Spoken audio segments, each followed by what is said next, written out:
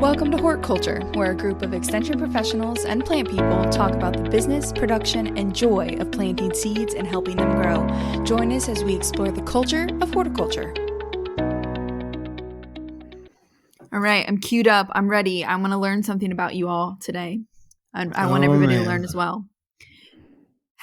Is there a television series that you have seen all the way through, every episode ever made, at least once, but like preferably if you've seen one of them more than once?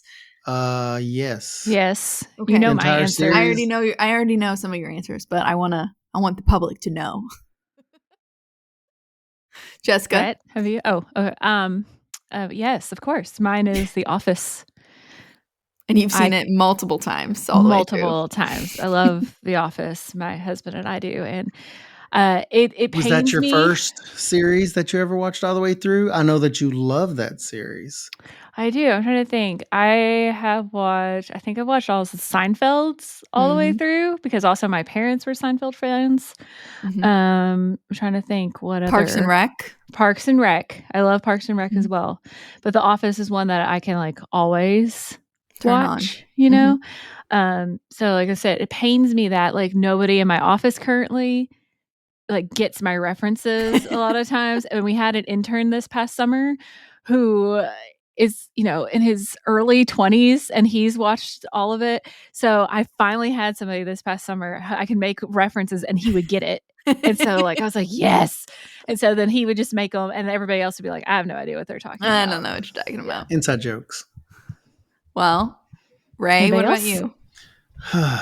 Let's see. But my favorite series of all time, probably as far as the series goes, has to probably be X-Files. To no one's surprise here, it's got to be the original weird series.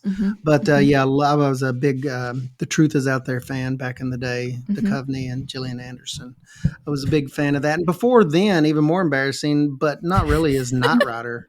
I mean, I was a big Knight Rider, Knight Industries 2000 fan. It's the Hasselhoff. It was It's the Hasselhoff. Hasselhoff. Yeah, Kip, was that the name of the?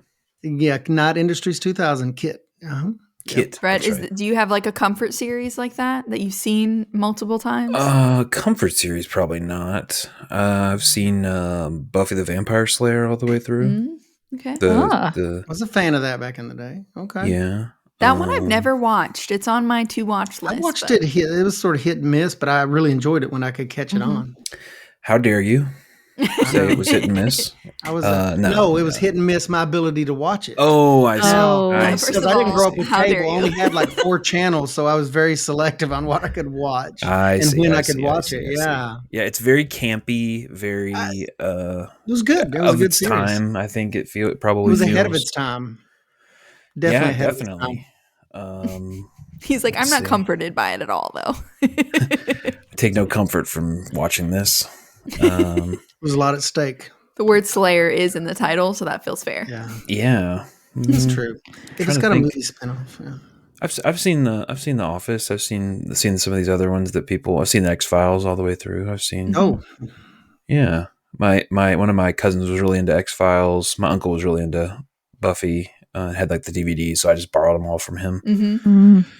That's how I watched them on DVDs. I remember being up late at night and watching them late into the night, and then you have to get up and change the disc. That was back in the good. I mean, I won't say the good old days, just because. But it seems like even though Netflix is really easy to binge watch stuff, I did better, Brett. It's interesting you bring up like box sets. When I had box sets and would borrow that whatever from a friend, I knew that I had to kind of watch that within a reasonable amount of time and give it back eventually. Right. I was much more of a completionist when I had box sets of DVDs. I did a lot better. I watched House on DVD like that. It was a great series. I remember watching House. It was a great series. Yeah. So last episode we were talking about cracking open shelled nuts from our stockings off the boat, from the old country, and now we're talking about DVDs, and we're really relating to the next generation. Yeah. Don't get me started how upset I was with my newer vehicle, and I doesn't have a CD player for me to listen to all my CDs. How are you going to listen to your mix jams? I still have some from high school.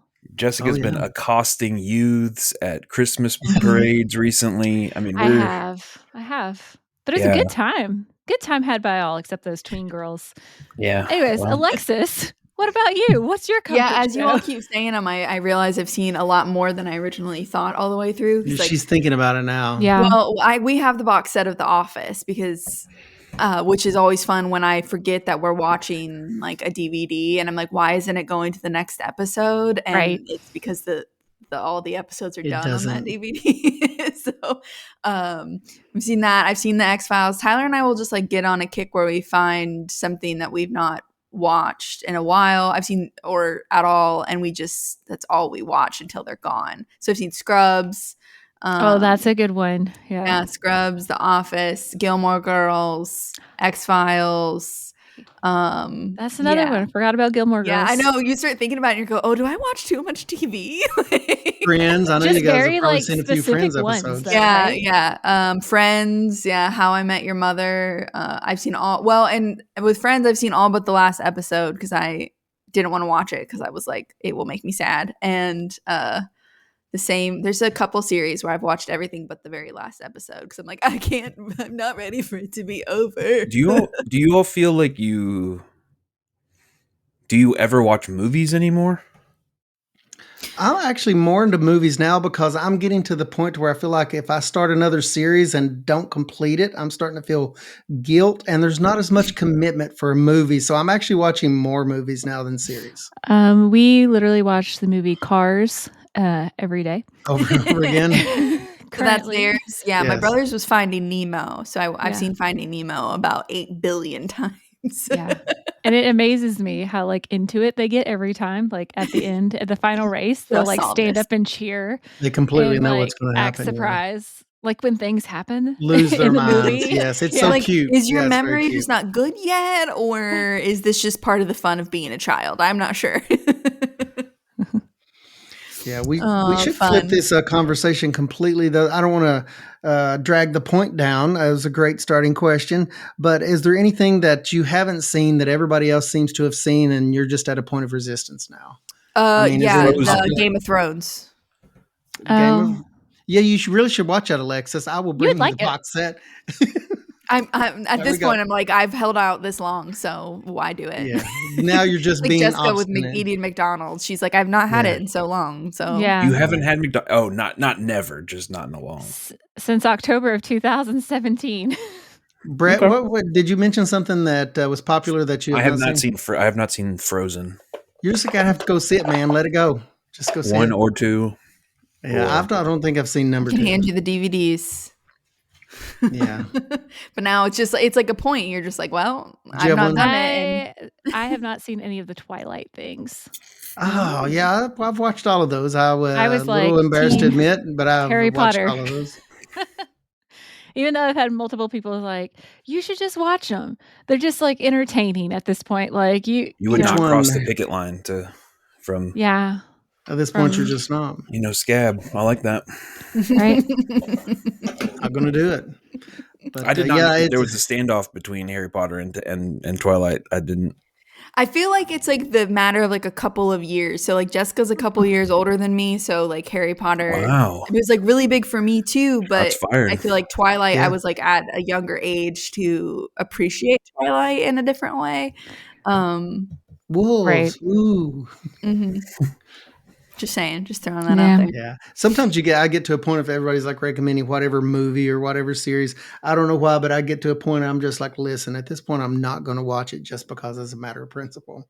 Sometimes I'll get to that point. And in the wintertime, it becomes more of a discussion when the nights are longer than days are shorter. And these are the kind of conversations we have. And then I just watched Lord of the Rings and The Hobbit all over again. I started again. I started all the animated series. Now, if we're talking about like movies, we can all agree that probably everyone on here has watched the Lord of the Rings series multiple times.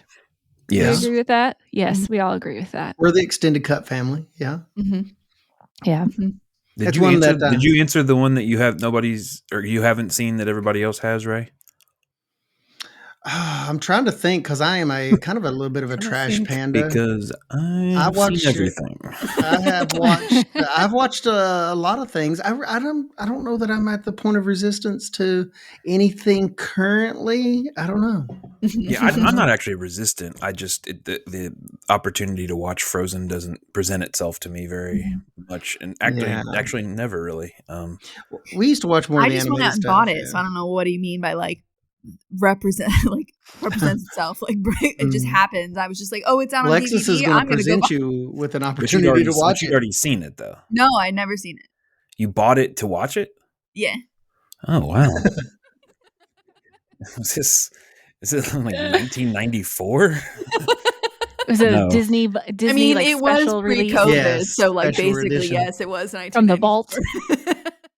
I gotcha. Well, we are a plant podcast, and while we could probably come up with some good, uh, maybe we should do a whole episode on just like Plant and flaws popular and culture. plants we've seen in movies. Yeah.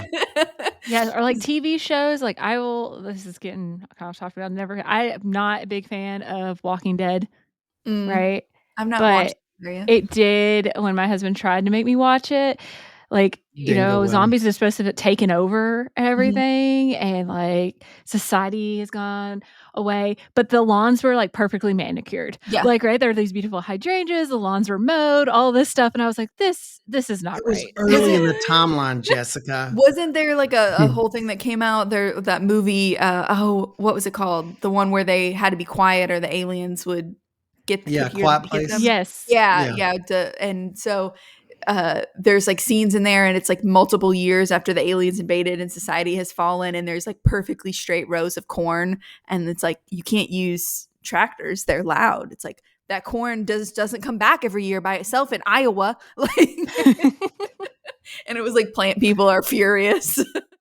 I didn't actually know, but that was a prequel to The Office. People don't know that. Most people don't know that. Yeah. A not quiet Missed place. that. Yeah, that was pre-Pam. Mm-hmm. Yeah, long back when things were quieter. Well, anyways, on to the plants. We are talking about microgreens today because it is winter, and it can be hard to think about, or you can miss being able to maybe grow something fresh for yourself. And so I feel like microgreens are a fun way to be able to still grow something that you can eat, something that you have grown, and it's very quick return on investment, and I feel like you get a lot of satisfaction because it's just so fast. It's like every week is, you have fruits of your labor every week happen. Has anybody last week we talked about like dish gardens and terrariums, and we had a little bit of a side note to that it's not producing typically any food. Well, this is kind of just the opposite. Mm-hmm. It is something that you can grow just about any time during the year, but it actually is food that can be used lots of different ways. I guess a good place to start, you guys, talking about this conversation is, you've already mentioned the term microgreens, but when I hear like eating young plants, there's kind of three broad categories, like immature plant parts, mm-hmm. whatever. It's kind of three broad categories that I kind of lump everything into, and that I've seen lumped into is the first one is sprouts, which is basically you're eating everything. It's a process that I don't do a whole lot, and we probably won't talk a whole lot about on this episode, but it's sprouts. You eat every part of the plant. It's the youngest. And next in the middle is microgreens. It's a 14 to 21 day, very young plant, sometimes has true leaves on it. And then I see this third class that I've come to just call baby greens, and it's more mm-hmm. of the 30 to 40 day. It's still immature, but it's older than microgreens. So sprouts, microgreens, and baby greens. Mm-hmm. And today we're talking about microgreens, which is sort of right in the middle there. Mm-hmm. Yeah. Right. They're fun. They're easy. Have you guys, go ahead, Alexa. Yeah, I was gonna say they're really easy to grow. Like I like to do them with kids again, because it's like something very quick turnaround, and it's fun to watch because the way you're growing them is you're not using any soil, so you really get to like experience the growth, from seed to harvest, and really be able to see it. And also, there's like some interesting like flavor combinations and things that you might not normally think of as being something edible. So, an example is like sunflower microgreens, and so sunflower like shoots. And so we normally, I mean, you think maybe about sunflower seeds, but you don't think about eating the plant itself. And so, that's actually one of the things you can grow. They're really high in nutrients as well for how small they are, like relatively speaking. And so that can be kind of a fun thing to, add to salads for a little bit of extra flavor or a nutrient boost, or sandwiches. And again, I think there's just something like, for me as a plant person, that's exciting about like having something actively growing and like feeding myself with that in the middle of winter. It's just, I don't know, it feels better. Something feels good about that. People, it's interesting when we say microgreens, I guess it's not very descriptive, and people think it's more exotic than it really is. Mm-hmm. So usually when I talk to folks that are new to the concept there at the office, we're talking about what microgreens are and are not. We sort of giving you the three, typical classifications of plant based on really age. But with microgreens, we usually start at the beginning, and people ask, well, what kind of seeds? And you've already mentioned some, Alexis. Those are the larger seeds you just mentioned, like beets and sunflowers. So you can break the different seeds down into big seeds or small seeds. But it starts with the seeds, and people ask, well, where do you get these seeds at? And I'll mention to people that broccoli is a microgreen. That's an option. And they're like, oh, so we can just go and get broccoli seed and do that. But what I encourage people to do when you're first learning about microgreens is, since they're pretty readily available from online order sources, is do get seeds that are meant for microgreen production. They're not going to have any kind of fungicidal coating or anything on there. No seed treatments. That's sort of important, because remember, we're talking about microgreens, something that grows 3 to 4 inches off of potting soil, or we'll talk about like grow mats here at some point, but it's growing very close to the growing medium, so you don't want any kind of seed coating. So that's important. But microgreen seeds, there's all different kinds of mixes. You can get themed mixes like a mild mix or a spicy mix that'll have 5 to 6 different flavor combinations in a seed pack. And those are really super available. In fact, the last couple of years, I've stopped at my local box store. I won't mention any names. It starts with a wall, ends with a mar, but like a local supply source. And they have this incredible selection of microgreens. We talked about on the last episode, succulents had become so available, and I had not realized, you all, that microgreen seeds, you can just go and buy them now at common local sources. Have you guys found that at your local, like, box stores? Yeah, I've started noticing that more at box stores, or even some of our like ag supply stores who carry like, some seeds that they have started also carrying those as well. But easy, like you mentioned, like easy to find with most vegetable seed catalogs. There are a few out there who kind of specialize in microgreens, and they'll have wide varieties. Or they'll have like some just general selections, like you said, like a spicy mix versus not, but very easy to find. And you make a very good point of saying, like, well, if you have some leftover broccoli seed from last year, maybe not use that, just in case it had a seed treatment on it. Because like you all said, they're very, very short when we're harvesting them, and a very small window right there. And we don't want to accidentally cross-contaminate or get any of those chemicals, And the ingest any of seeds, those. really a pack of microgreen seeds, a mix. It's pretty common to get them in some kind of mix, like a mild mix or spicy mix. It's not just a single run of beets or a single run of arugula or whatever, or lettuce. There's all sorts of microgreens. Once you dive down that hole, there's even wheat and some, like Alexis said, sunflowers, buckwheat, all sorts of things that, like alfalfa is a microgreen that I really enjoy. But, and that's why I love these as kids projects. You can talk about like wheat and alfalfa, and they're like, ew, our cows eat that. And that's an awesome discussion point, that when you eat these things at a tender stage, and that's essentially what microgreens are, it's different, and the nutritional values there, the tenderness is there, and lots of flavor for such a small little tiny plant, product, but it starts with the seeds, and those are readily available. So that barrier for most of us has been taken out of the way. You can find the seeds easily, either online or at your local store. And I guess talking about microgreens, the next step is, containers, but really that's not anything special, is it, you all? Because microgreens don't take much of a volume of like potting mix at all, if you're using like a potting mix. Yeah, and one just like on the seed note, if you aren't able to find like the mix, or maybe you don't like what's in the mix, first of all, I would say try it, because the microgreen version of it might, be exciting. But if you don't necessarily want a mix for some reason, and you're worried about, well, how do I know if it's been treated or not?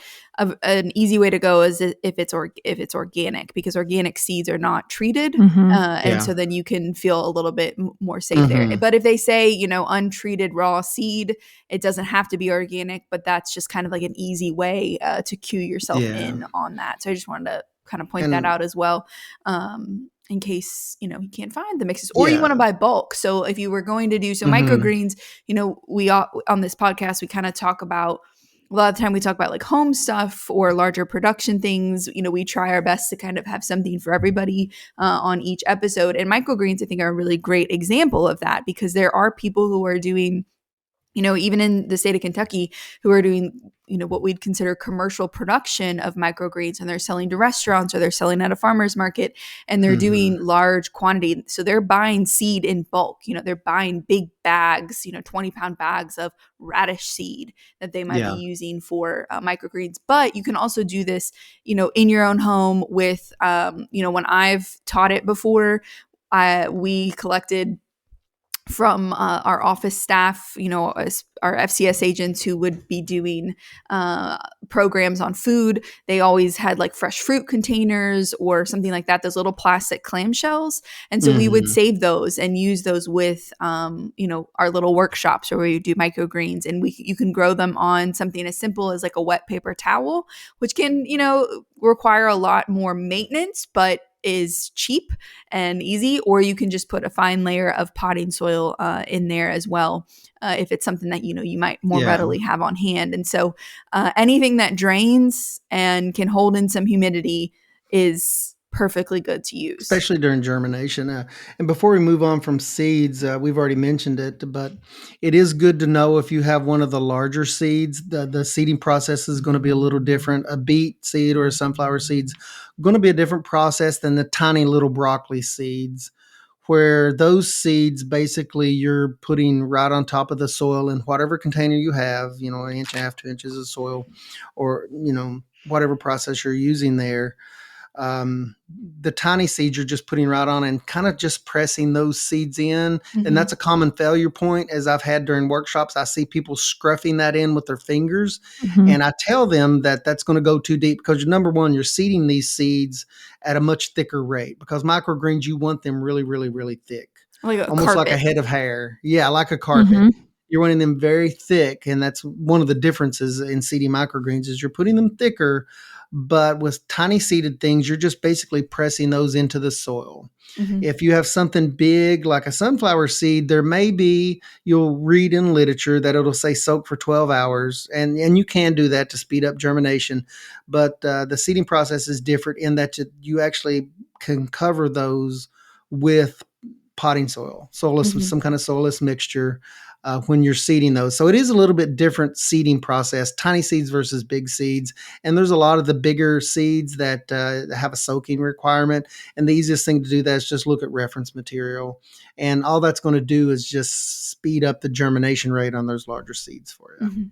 So you'll run into that when you're first getting started. But be careful. I forget, you guys kind of help me out here. There's some seeds that will absolutely slime up. Is it arugula that if you get it wet, it like slime? There's some certain seeds that have a seed coat that if you soak them, they develop a slimy substance. Is a one a lot of people know. Yeah. So watch out for that. That's a kind of a pro tip.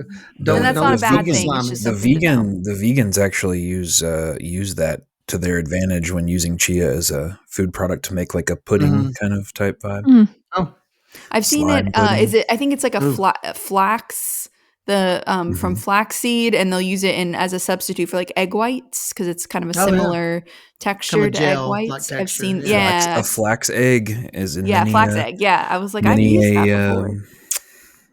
vegan recipe. Yeah. My wife and I were vegan for I don't know 7 or 8 years. So I didn't just eat be the aware chia. of The that. chia stuff is not my thing. But I'm also not a big okra person for a similar reason. Slime not is into the slime. With okra, that wouldn't be a problem, Brett, if you just deep fried it in a heavy coating of bread. now that I can get down with. Me too. I'm right there with you, Brett. But with seeds, just know that not all seeding processes are exactly the same. They're a little bit different. When you get your container ready, just be aware of that. If you're kind of doing it on your own, pay close attention to the literature that you're reading and the type of seeds that you have. So, have you all seen the racks, the microgreen racks that people market? No, it's like they actually remind me of like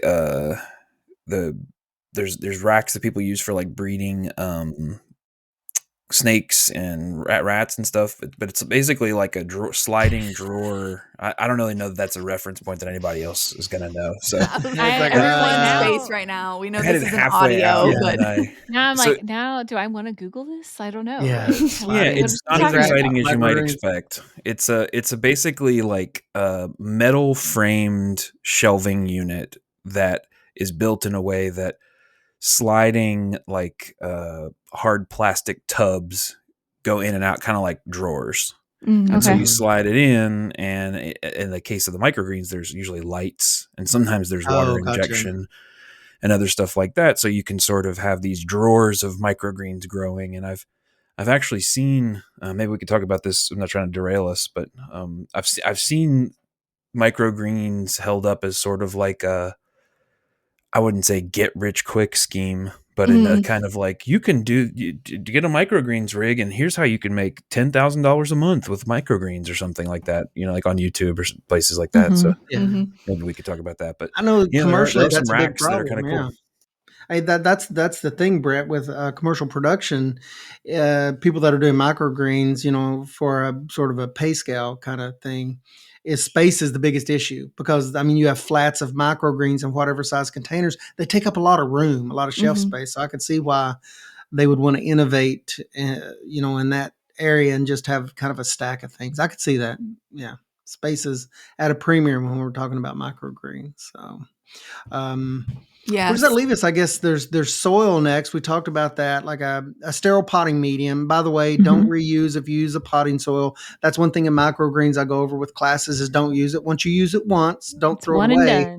One and done. Put it out in the garden. The reason being, we'll go back to the fact that microgreens are something that grows close to the soil. And you don't want that soil to get contaminated and then splash up, depending on your watering system, onto the microgreens themselves. So just use that once and throw it out. A good quality potting soil is the most common thing to use with my classes. And it's only, once again, just a thin layer of that, as Alexis said, a very thin layer.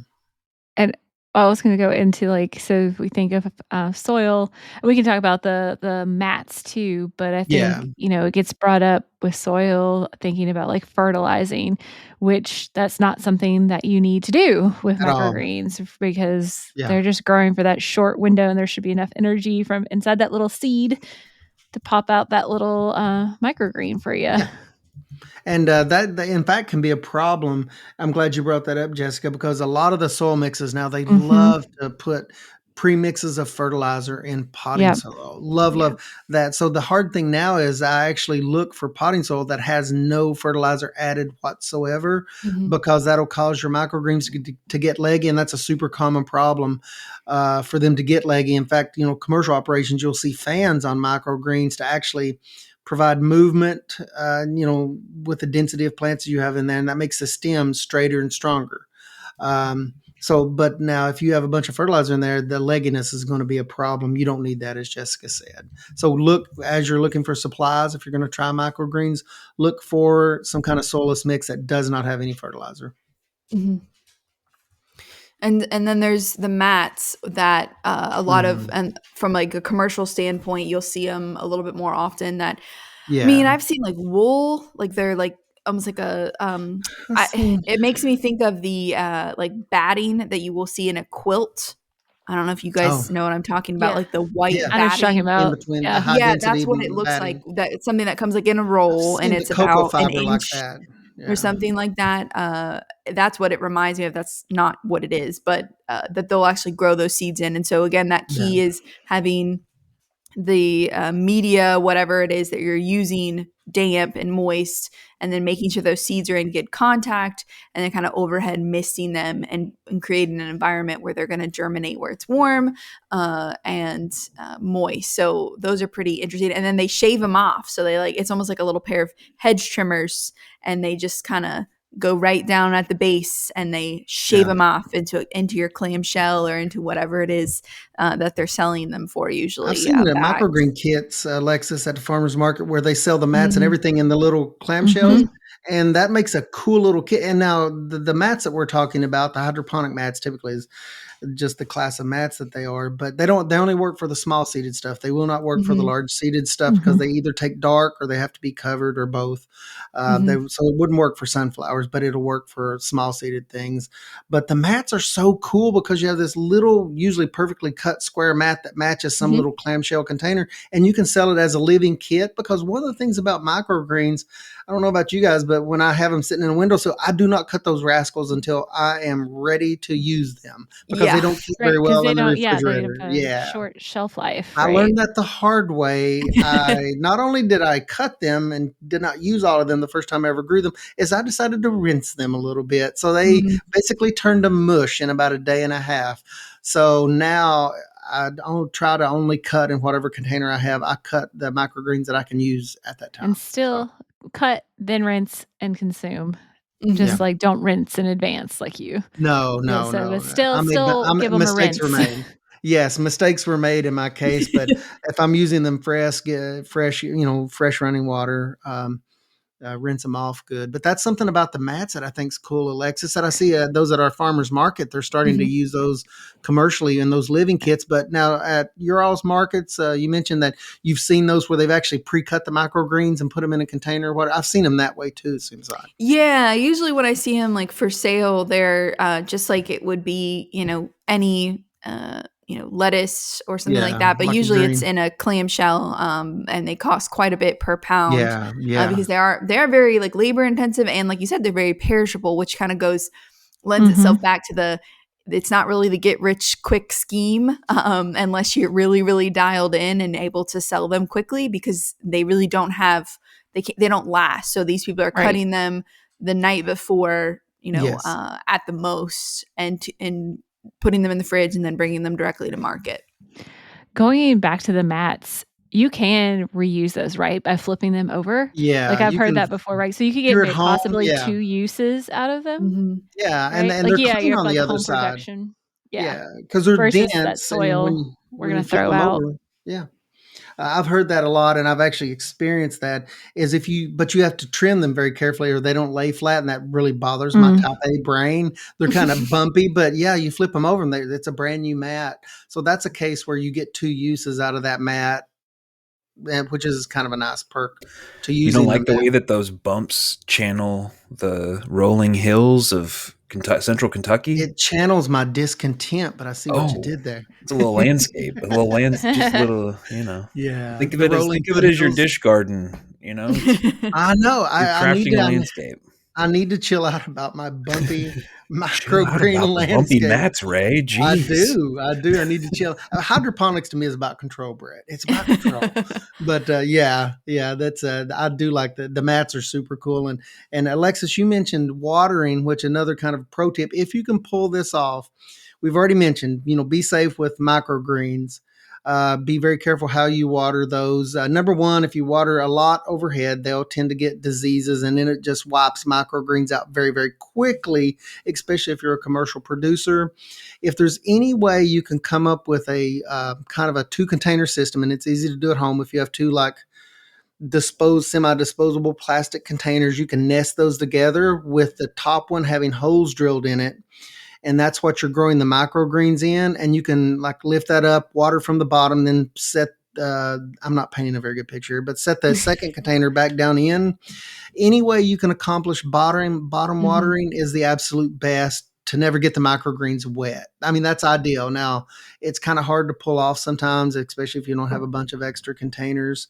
But the less you can get the tops of those little guys wet, the better you are, because it's high density, high humidity scenario, especially if you're growing a bunch together, and fans and stuff help the commercial producers. But still, it's tough if you're constantly getting those wet. And when we say high density, like we really mean like it will look like a carpet, like the seeds are going to touch. So when I'm, radish seed is a very small, I mean, it's bigger than a piece of pepper or something like that, but it's a small circular seed, and you're going to lay them out where you basically can't see the media underneath them. So they are a full thickness, which is why the humidity builds up with them as much. But you get more bang for your buck, but you spend more money on seed. So you see what I'm talking about here? Just the trade-offs going on. It's a give and take. So we've got the seeds. We've got any kind of container that's kind of handy. That's a clean container. We've got our soil and watering. Jessica, you said we don't fertilize, which we don't. No fertilize needed at all. Another, I guess, a tip that I see where people go wrong is when we're filling containers at our workshops, they will fill whatever container we're using. They won't fill it all the way up flush, and they'll only fill it halfway. And that's a problem, because remember, with microgreens, it's really desirable to get as much of that stem as possible.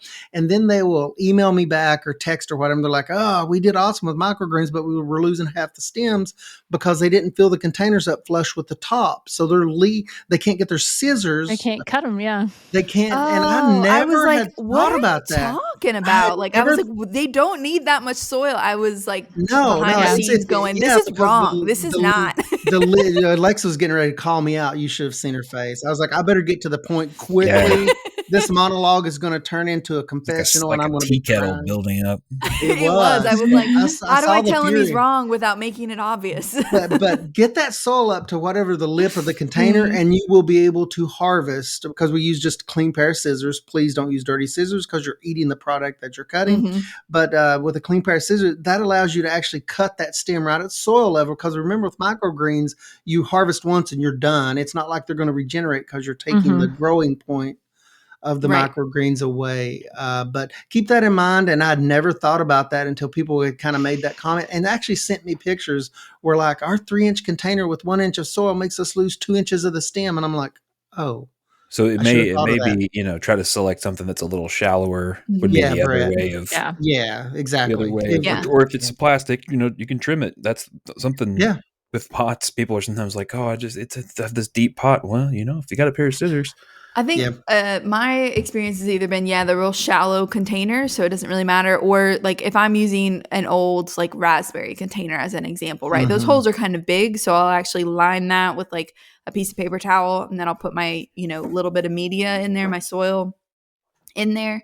But if it's still sitting too low, just because I have like a bigger container, because the roots have kind of matted up most of that soil, I can usually pick up that paper towel and like lift them up, pop it out of the container without it getting crazy, and then cut right off there. So I was like, Ray, what are you talking about, man? He's like, he's going completely in the wrong direction. What? I was like, how do I tell people that is not how I have done it? Yeah, that's not the way you do it. But be careful. It's like Brett said, you can, and that's a great suggestion, Brett, that if you have these disposable or, containers that you're repurposing, if they're a thin plastic container, just trim the things. Great suggestion, because potting soil, I guarantee, is probably, or some kind of potting mix, is more expensive than that throwaway container. Definitely. That you've repurposed. So there you go. Or even sometimes if you bought it, the way potting media is now. That's a great point, Brett. Yeah. Love it. So that's another in the freebie. Back in my day, potting media was cheap. That hurts, Brett. I mean, that's pretty deep. Potting mix is not cheap, friends. It's not. It is not. Peat is not a renewable resource, unfortunately. So how many days for you guys that are growing these things up to 4 or 5 inches, how many days do you guys grow off your microgreens? You grow yours way taller than I grow mine. That could be just what you're growing. So that's part of this. If you're growing wheatgrass, it gets about 4 or 4.5. Right. So the let me collect myself here. After Going back to the sprout, microgreen, baby green, right? So a sprout never has what we call true leaves, which we know that's what we call our listeners, the true leaves. But as a reminder, in the botanical term, true leaf is the first leaf that looks like what the adult plant leaf like a leaf. Yeah. Looks like the actual leaf versus the cotyledons. That's more of the sprout stage. And those just look like ambiguous little tiny green things. So if someone listens to a horticulture episode and they decide it's not for them, they remain in the sprout stage. They have not become. Stage, yeah. Nice. They gave it a shot. Never make it to microgreen stage. True leaves are you all listening probably right now. So anyways, microgreens are harvested at that true leaf stage. So usually there's 1 or 2 true leaves of what the adult plant would actually look like. And then after that, if you get more than 1 set of true leaves, it would be considered a baby green. Yeah. So that is going to the size, how tall those are is going to depend on what it is. A sunflower is probably going to be taller than a radish. At where they're at, because like the varieties I usually grow, which has been like arugula and radish and those types of things, are usually only about 1.5 inches to 2 inches. So just like for reference, if you're doing this, you can't necessarily go off of the height. You need to go off the leaf stage. Yeah. The earlier you collect those things, obviously, the more tender they're going to be. But it's amazing how something so tiny can have that much flavor. I wouldn't have believed it. I know, isn't that crazy? Because it's like a radish. Broccoli tastes like broccoli, or a radish like microgreen tastes like radish. That's like schnozberry tastes like schnozberry. I like. So enough with the boring growing stuff. We've got these things grown up and we're harvesting, and we've talked about keeping them safe. What are the rest? How are you guys using microgreens? I mean, like sandwiches. Sandwiches? Yeah, my favorite. We do wraps with microgreens. Grab like a big bundle of them, it's like a little nest of them. Just smash it on a sandwich. Yeah. Good stuff. Because then it's cool because you get that like spicy radish flavor, on your turkey and Swiss. Adds a little extra zhuzh in there. So fancy soups. I mean, I've seen them in the restaurants, like at least pictured in restaurants as a garnish for like fancy soups. So or the ones that will get some color to them, like the little baby chards and stuff that'll get like the red stems. Stuff. Yeah, and those are pretty like in salads, and again adds like a flavor complex there that. Lettuce might not necessarily. They're really good in smoothies. Jennifer used them in smoothies. Yeah, she got into this. I don't know. Yeah, but I know other people not be radish. She used like lots of kale and all kinds of things like that, but throws those in just to kind of spice it up a little bit when we have a quantity of those. It takes a pretty good quantity though, unfortunately. So yeah, and that's why where you'll start seeing like the numbers associated, like it's how many dollars per pound, and it's really high in comparison to something like tomatoes. But then you think about how small this product is and how many microgreens. Is an incredible amount of microgreens. That's a lot of microgreens. Yeah. And from a commercial perspective, there's a lot of labor involved. I think when I've talked to people who do microgreens commercially and are selling primarily to restaurants or schools where they're putting them like in salads and stuff. Yeah. They say that, space is definitely an issue, but when they've converted to going vertical, that helps a lot.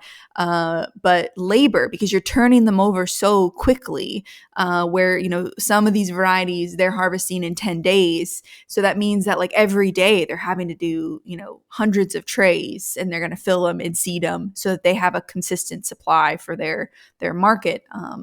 And so you pay a lot for your labor to be able to. So it's, again, going back to the don't get rich quick scheme. There's no such thing in horticulture, unfortunately.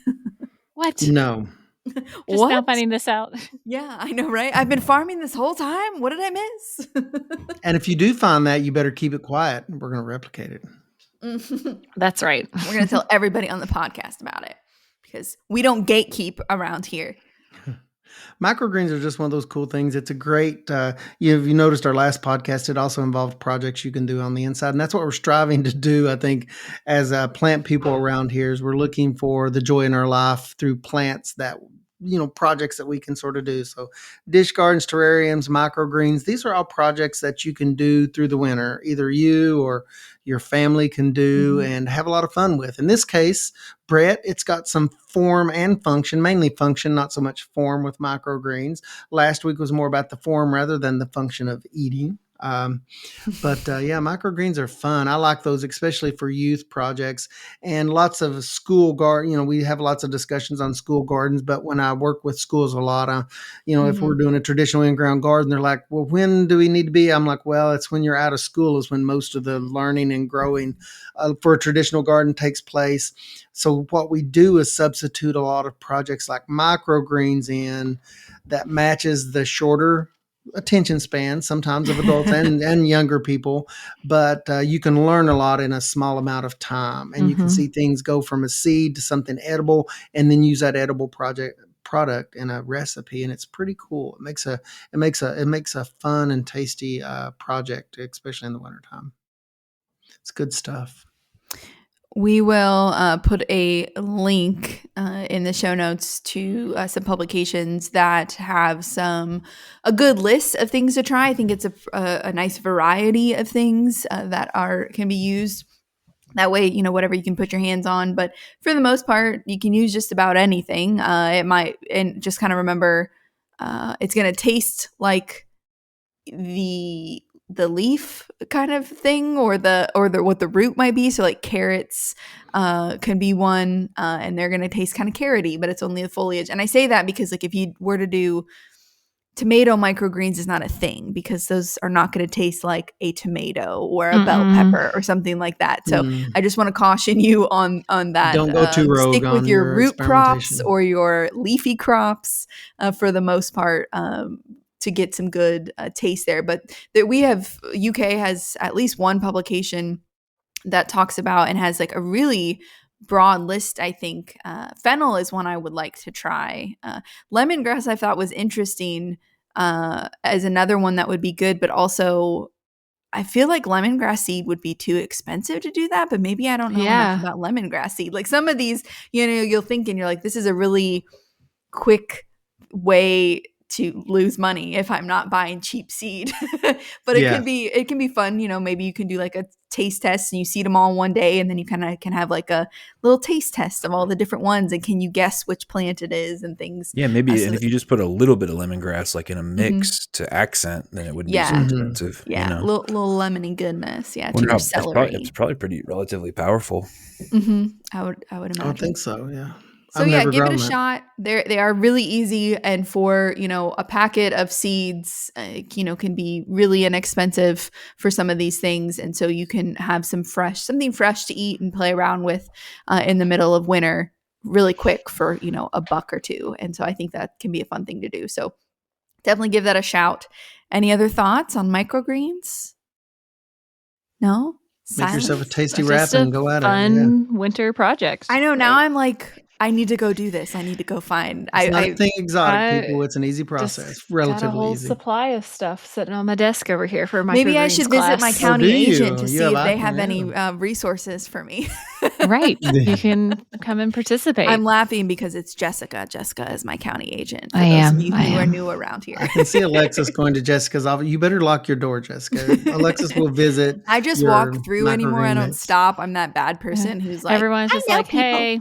Yeah, I just walk in, and Alexis is here. I probably need to act like a normal taxpayer, but oh well. So anyways, try microgreens. If you have questions about them, reach out to us. You can do that on Instagram at horticulturepod. You can also shoot us an email, and that is in the show notes. If you've got a question about them, or if you want us to expand or have other ideas for episodes, we work those in based on kind of time of year and when we think they would be the most helpful. So feel free to reach out on there. And I'm going to try and find, I have an old, not old, I guess it is old because it was COVID times, but a video on doing microgreens for when we were all stuck inside and we had nowhere to go. And so I'm going to try and put that on the Instagram. And so maybe it'll put some visuals to some of this audio that we've had for you today. And I'll do my best to get that out to you guys.